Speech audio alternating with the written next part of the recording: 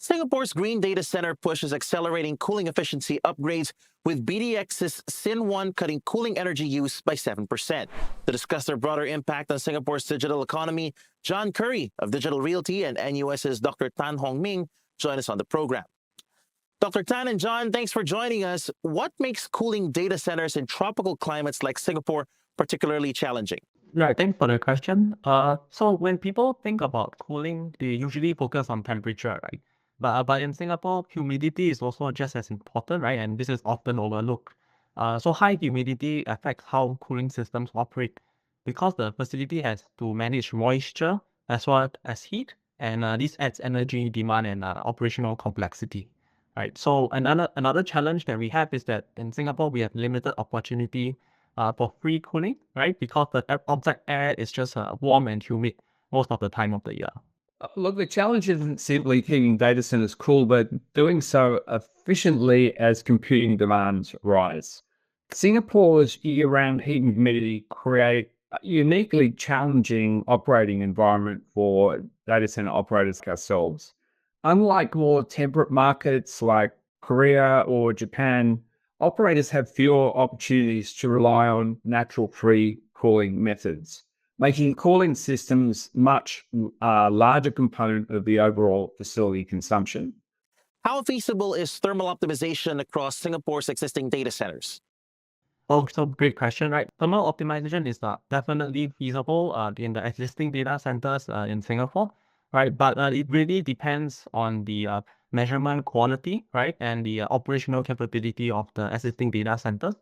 So not only do we care about the temperature inside the data hall, right? But the temperature around the building, right? And the surrounding microclimate also affects how hard the cooling systems have to work, right? So many older data centers may not have the sufficient sensor coverage, right, and environmental telemetry, right, to optimize confidently, right. The opportunity exists across Singapore's footprint now, but the solution depends on the facility, the cooling architecture, and the workload profile. Some sites can improve performance through operational changes and better airflow management.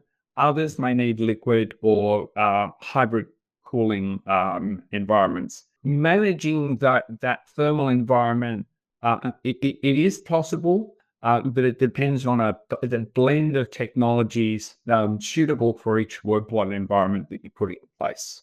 Dr. Tan and John, I want to ask you both, how important is it for Singapore's data centers to integrate important technologies such as artificial intelligence to ensure the optimal cooling of data centers in the country?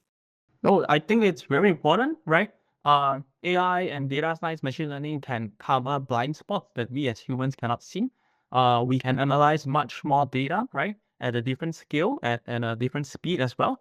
And that allows us to predict, for instance, how the temperature might change. And this allows us to optimize proactively rather than looking back into the past in a more reactive manner. So over the past 3 to 4 years, we've been looking at different AI tools to leverage within our data center environment.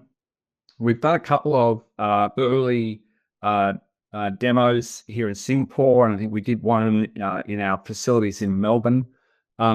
We've sort of settled on a couple of use cases with AI tools now, and what they're able to do is assist our operators in making changes to the cooling environment in real time.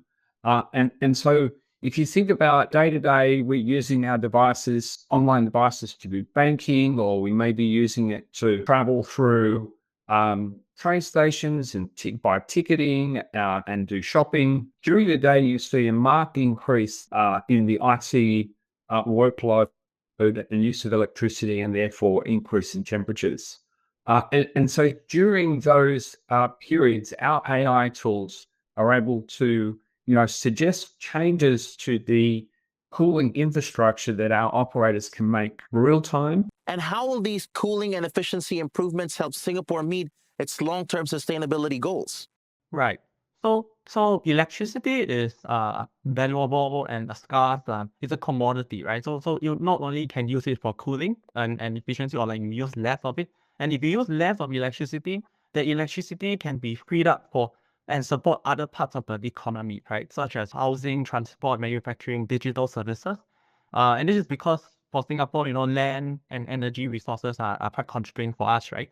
So we really need to make full use of our electricity. So better cooling, right, can help us grow our digital and AI infrastructure without increasing the demand for energy unnecessarily. And this will help us our sustainability goals in other sectors as well, because we can use electricity better in those other sectors.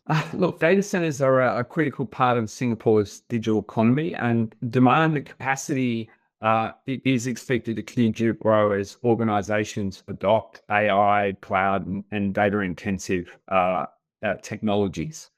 Improving cooling efficiency is one of the most effective ways operators can improve overall energy performance, while continuing to support growing AI and digital infrastructure demands.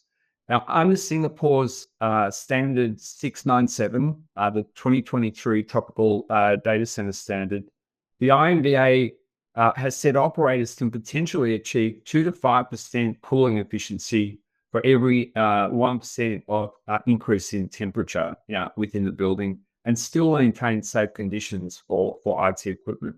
That matters because those savings compound over time. They help operators make better use of available power, support higher density deployments, and reduce the environmental impact of future growth. And for Singapore, that's exactly the balance that matters. Continued digital expansion, but in a way that's more efficient, more resilient, and more sustainable. Dr. Tan and John, thank you very much for sharing your thoughts with us. No worries. Thank you for having me. Thank you. Again, those were John Curry, Vice President Operations for APAC at Digital Realty, and Dr. Tan Hong Ming, Senior Lecturer from the Department of Analytics and Operations at the NUS Business School. For more news, visit sbr.com.sg.